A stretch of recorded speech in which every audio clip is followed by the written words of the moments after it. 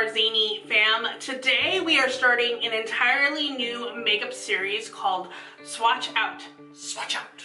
Basically what it is about is we will be taking a new palette, we will be doing swatches of it, while Marshall is going to tell you some things about the chemical makeup, good things, bad things, color theory, things like that. And then the week after that, we will be doing a makeup and a movie using that same palette. So make sure you stay tuned. You want to be really involved. Make sure you like, comment, subscribe, share, all that good stuff. It's okay, you can light up our lives too. I can't. Follow us on social media, you're gonna see that right down below. And if you're a content creator, make sure you join us in our Geeks and Beauties group on Facebook. Today, comment below on what you think about this. Are there any palettes you want me to do? Anything you want us to talk about in regards to how makeup is formulated? Any of that, comment that down below. So today we're actually going to do this, which is the Milk Makeup eyeshadow palette. Before we get too much into this, I have to tell you, we had originally planned on doing a brand new palette. We were going to do the Benefit Cheek Parade palette. Even though it's face stuff, we thought we could do this. It's got plenty of colors, we can do eyeshadow, and it wasn't out yet. I'm not sure we are going to do it because there are so many other palettes coming out. So let us know if you still want us to do it, or if you don't care and you want to see other ones. For example, we have the Dirty Dancing palette from Solo Look is coming. I have the Ashley Tisdale Illuminate, I think it's the third palette by her from BH Cosmetics. That one is coming.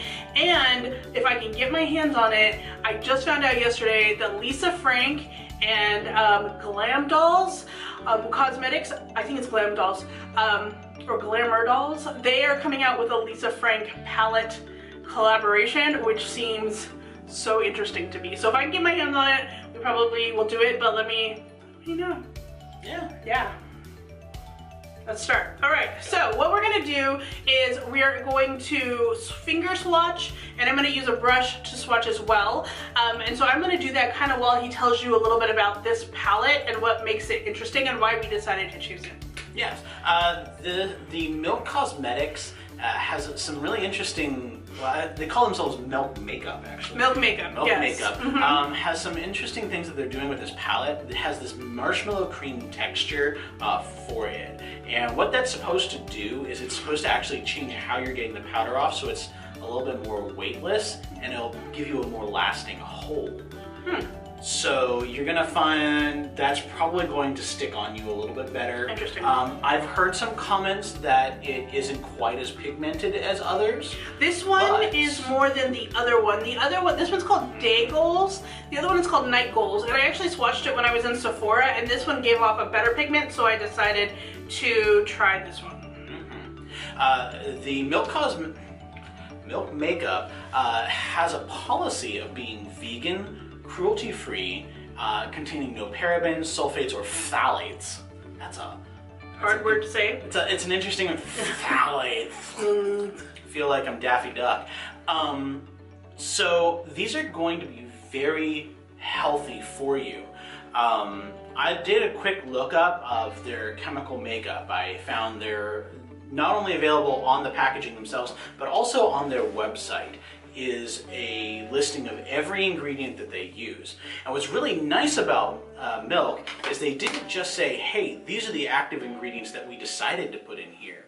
They also wrote on there that it may contain these other ones, primarily because it's going to be manufactured in the same plant. And it's really important that they did that because some of those chemicals could be carcinogenic. This is safe. I'm going to say that right off the bat. This is completely safe for you to use, and probably one of the healthier brands to use, actually. But they let you know that there's this very slight chance that a tiny bit of it may have ended up in there. And that's nice.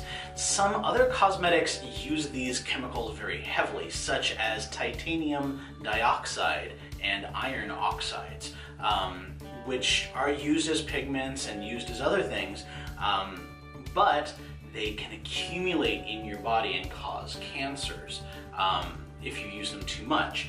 You think, well, why is that important? It's just going on my skin and coming off later. Your skin still absorbs a lot of these chemicals that you put on you. It takes it about 2 minutes for things that you put on your skin to end up inside your bloodstream. Even less than that if you're talking about your mouth, where it's going to be at about 2 seconds that it absorbs into your bloodstream because the blood vessels are so close to the surface. Exactly. So I've been working with this one website called EWG's Skin Deep Cosmetic Database. They not only compile what the FDA says, but also other countries' databases on what these chemicals do in the body. So for future swatch outs, you're going to see me using data from them about how risky different chemicals might be.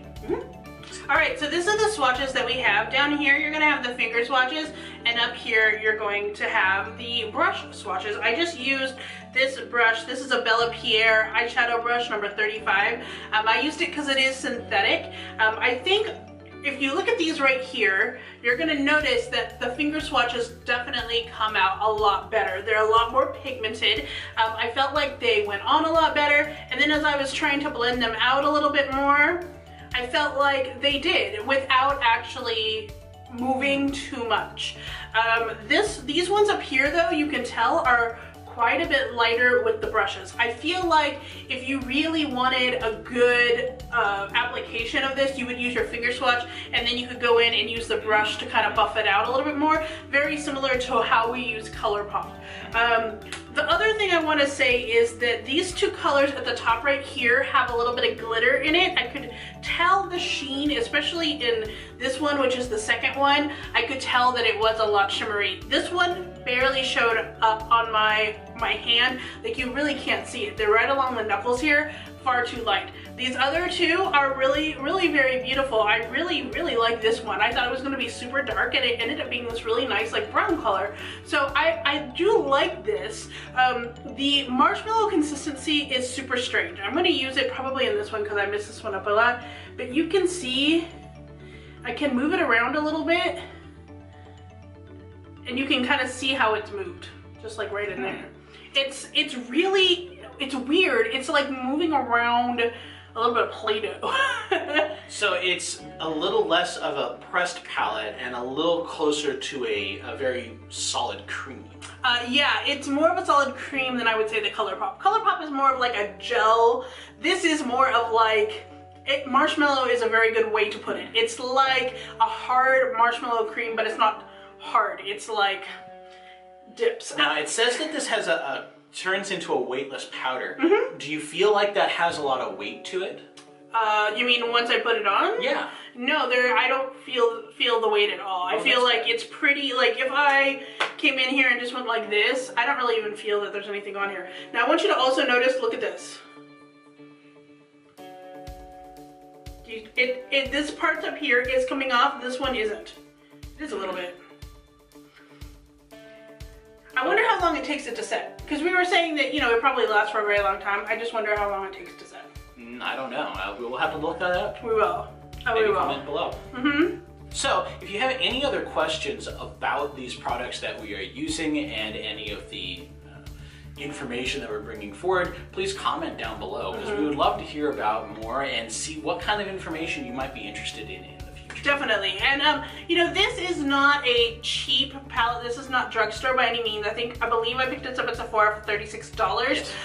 As a palette goes, it's not horrible, but I would say I don't know if I would buy this for the price. However, I have heard that they have like some eye creams in a tube that are really amazing. Again, they're a little pricey. I think they're like $16, $18.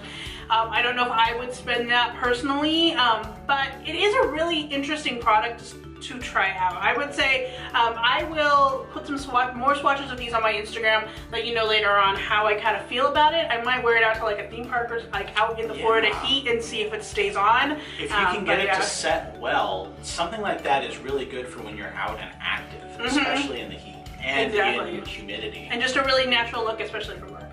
Yeah. So thank you for spending time with us today. Join us on Wednesdays, Fridays, Sundays. And until then, stay zany. Bye-bye.